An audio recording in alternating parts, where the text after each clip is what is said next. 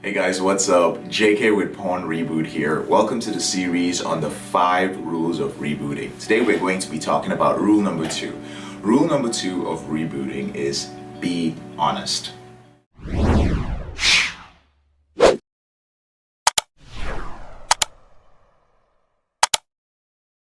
Now, porn addiction requires lying. You're lying about what you're watching, you're lying about how much you're watching it, and you're also lying about the consequences that your addiction to pornography and masturbation has on your life. Or you're minimizing it, or you're using these little white lies, or you're lying by omission. And that is going to hurt you. It's important to realize that the depth of the secrets you keep equals the depth of your addiction. Basically, you are as sick as your secrets. And the more you can open up and the more you can share, the less sick you're going to be, the less of an impact your addiction is going to have on you, because at least you're putting yourself in a position to share the problem with other people. That's releasing you from guilt. That's releasing you from shame, although it does not feel like that when you first start sharing. But then there are people who can help you. There are people who can tell you like, yeah, dude, I actually went through the same thing. And that can be a very liberating experience, especially when it comes to guilt, when you feel like you're the only one doing it. But then you realize, wow, this guy went through the same process, right? Or you put yourself in a position where somebody can tell you, this is what I did to fix that specific part of my problem with pornography. And guess what? Now you have access to a solution. So the question that most men usually ask me at this point is, JK, how honest should I be? Like really, I know you're saying be honest, but obviously if you've been through this problem yourself, then you know it's not the easiest thing in the world.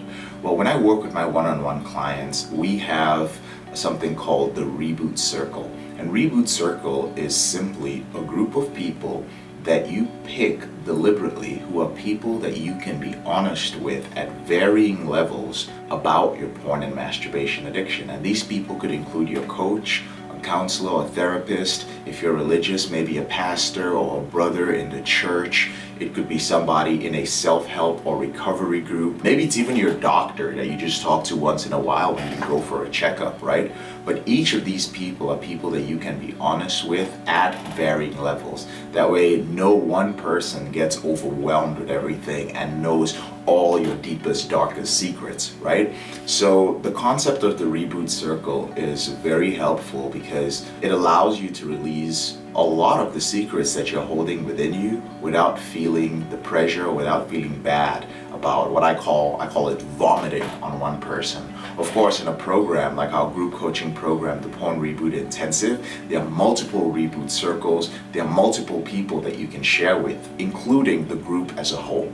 So when it comes to how honest should you be, the more people that you have to share with, the easier it's going to be for you to share everything. Now, the next question guys usually ask me at this point is, well, JK, when should I not be honest? Should I just be radically honest with everybody? Aren't there real world consequences? I mean, JK, I'm a leader in my community. JK, people think that I'm this completely different guy. They think I'm conservative. JK, I've been living a double life. I've been completely against pornography and I've been verbally against masturbation and all these different things, but I'm doing them in my life. I'm going to come out as a hypocrite. Well, here's the only situation where you should not share everything, and that is when it has the potential to hurt somebody. So I'll give you an example. I had a brother in our public group, let's call it that, who reached out to me and said, JK, should I share my porn addiction with my adult daughters? And I do believe his daughters were maybe early 20s or late teens. Like, should I share it with them? These would be the first people that he would be sharing it with. And I was like, bro, that is not a good idea, right? Why? Because I'm really close to my daughters and they look up to me. Listen, if you are a father figure, if you are a role model to somebody, and especially if it is family, okay? Family dynamics can get very complex. You could be a role model to somebody else and share that, and there are circumstances for that. But because family dynamics are complex, Your children are not really the people you want to share it with. Now, I do have some clients who have shared it with their children, but usually these are individuals whose children are adults, and they usually share it with the men. And it's gone both ways. This is not something I suggest to my clients. I've also had clients who are like, oh my God, I'm making so much progress. And I told my daughter and my son-in-law. And now they don't let the grandkids come over to visit anymore, right? So you gotta be careful. That creates pain. Maybe when your wife is in her 8th month of her pregnancy, that might not be the best time to say like, honey, I have a porn addiction. I have a sex addiction. I have masturbation addiction, right? Again, it might hurt more than one person. If you know that your wife is prone to deep depression, or your partner has a history of suicidal tendency, or if she was previously traumatized in a past relationship by somebody who had the same problem as you, that doesn't mean you shouldn't share it with her immediately, but maybe it's something that can be shared down the road. The disclosure process is something you discuss with your therapist, is something that you discuss with your coach as well. So you do want to be careful about that. But brothers, the second rule of rebooting is be honest. Very important.